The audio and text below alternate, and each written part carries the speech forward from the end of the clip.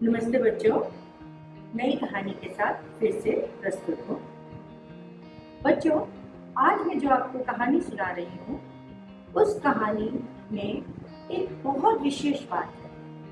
विशेष बात ये है कि जिस पक्षी की मैं कहानी आपको सुना रही हूँ, उस पक्षी ने अपने जीवन में घटने वाली घटनाओं, अपने जीवन में होने वाली क्रियाओं से कुछ सबक सीखा। तो कहानी बच्चों इस तरह से है। किसी दूर घने जंगल में एक बहुत बड़े पेड़ के ऊपर एक बहुत सुंदर पक्षी रहता था। बेहद खूबसूरत, हरे नीले लाल रंग के पंखों वाला, गोल चमकती आंखों वाला, बहुत सुंदर काली चोंच वाला पक्षी, जिसका नाम था सिंदूक। सिंदूक अपनी मस्ती में मस्त रहता, खूब इधर से उधर उड़ता, एक पेड़ से दूसरे पेड़ पे जाता, इधर उधर घूम के अपने भोजन की तलाश करता और शाम होते होते वो अपने घर, अपने होटल में आ जाता। एक दिन उसने क्या देखा कि दूर से एक आदमी चला आ रहा है। पक्षी ने सोचा अपने रास्ते जा रहा है। पक्षी अपनी मस्ती में अपने बरगद के पेड़ में, अपने घोंसले में आराम करता रहा। दूर से चला हुआ आदमी गर्मी में, धूप में बेहाल हो गया और उसने देखा इतना घना बरगद का पेड़ है, तो वो उस पेड़ के नीचे बैठ गया। कुछ देर आराम करने के लिए उस पेड़ के नीचे बैठ गया। थका हुआ आदमी था, बहुत जल्दी उसको नींद आ गई। तभी क्या देखा उसने कि उसके ऊपर किसी पक्षी ने बीट कर दिया, तो उसकी नींद खुल गई। जब कोई जानवर, कोई पक्षी बीट कर देता है तो आदमी को बहुत गुस्सा आता है। तो जैसे ही अपनी बीट को साफ करने लगा तो उसे क्या देखा, अरे ये बीट तो सोने की बन गई। वो बीट उस बरगद के पेड़ पर रहने वाले सिंदूक पक्षी ने की थी। सिंदूक पक्षी में एक खास बात थी कि वो जो बीट करता था वो बीट सोने की बन जाती थी। उस व्यक्ति ने, उस आदमी ने पहले कभी ऐसा जानवर देखा ही नहीं था, ऐसा पंछी देखा ही नहीं था। उसको लगा अरे ये जानवर तो बहुत कीमती है। उसने आनन फानन में योजना बनाई और अपने घर चलता बना। कुछ समय बाद वो वापस आया। सिंदूक ने देख लिया कि वही व्यक्ति वापस आया है, लेकिन उसने ज्यादा ध्यान नहीं दिया। वो अपना दाना चुगने में मस्त था, अपने भोजन की तलाश में मस्त था। वो इधर उधर उड़ा और मौका देख के उस व्यक्ति ने उस घोंसले के चारों तरफ एक जाल बिछा दिया। जब भोजन करने के बाद सिंदूक पक्षी अपने घोंसले में आया तो वो अचानक उस जगह में फंस गया। अच्छी बात है कि जब वो फंस जाएगा तो वो जो आदमी जिसने जाल बिछाया था उसने उस पक्षी को पकड़ लिया और पकड़ के घर लेके जाने लगा।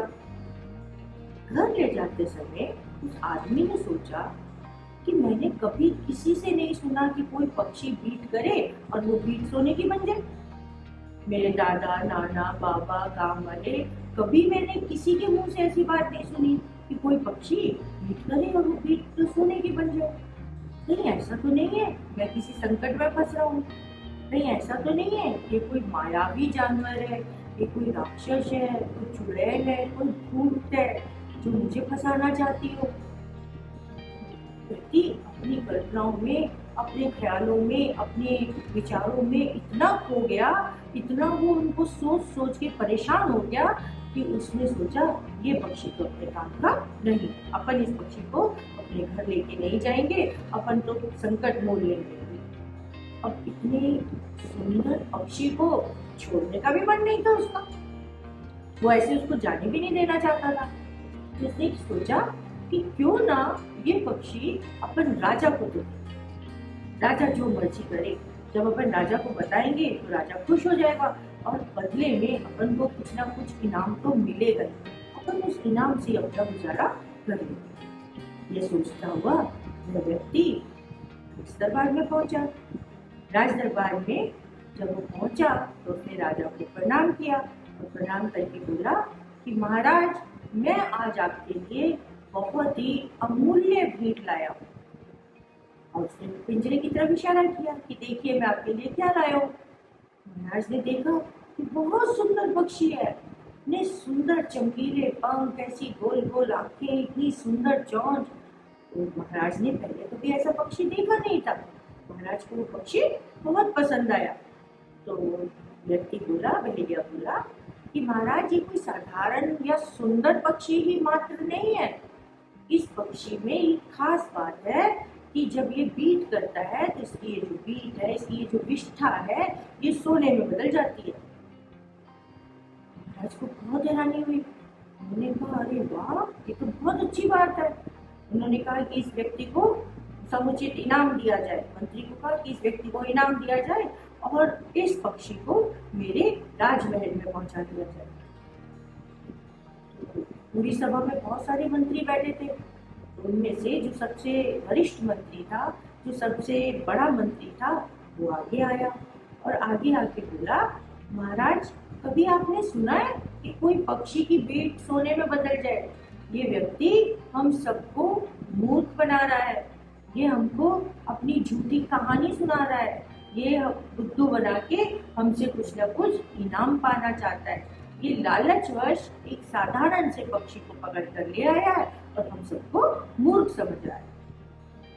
महाराज को लगा बात तो मंत्री सही कह रहा है, महाराज ने भी कभी ऐसा पक्षी नहीं देखा था। महाराज ने कहा, छोड़ दो इस पक्षी को और इस आदमी को गिरफ्तार कर लो, इस आदमी को पकड़कर जेल में डाल दो जो मुझे मूर्ख समझ रहा है। मंत्री आगे बढ़ा और उसने पिंजरे का दरवाजा खोल दिया। जैसे ही पिंजरे का दरवाजा खोला, पक्षी उड़ता हुआ ऊपर रोशनदान पर बैठ गया और रोशनदान पर बैठ के उस पक्षी ने बीट कर दी। जैसे ही वो बीट जमीन पे गिरी, तो बीट सोने में बदल गई। ये वास्तव में ये पक्षी तो, ये व्यक्ति जो कह रहा है बिल्कुल वैसा ही है। इस पक्षी की बीट से तो सोना बन जाता है। अब महाराज को बहुत दुख हुआ कि उन्होंने मंत्री की बात मान के और इस पक्षी को छोड़ दिया। लेकिन अब सिंधुक उनके कहाँ हाथ आने वाला था। अब सिंधुक उड़ चला अपने घर की ओर। अपने घर की ओर उड़ते उड़ते सिंधुक ने सोचा, पूरी घटना पे मनन किया। उसने सोचा कि पहली गलती मेरे द्वारा हुई, मैंने उस व्यक्ति को देख लिया था लेकिन मैं लापरवाह बना रहा। मैंने ये सोचा हमारे साथ तो कुछ बुरा नहीं होगा, मेरे साथ तो कुछ नहीं हो सकता, मेरे को तो ये व्यक्ति नुकसान नहीं पहुंचा सकता, और मैंने लापरवाही कर ली, मैंने सतर्कता नहीं बरती, मैंने ध्यान नहीं दिया। दूसरी गलती इस मनुष्य ने की।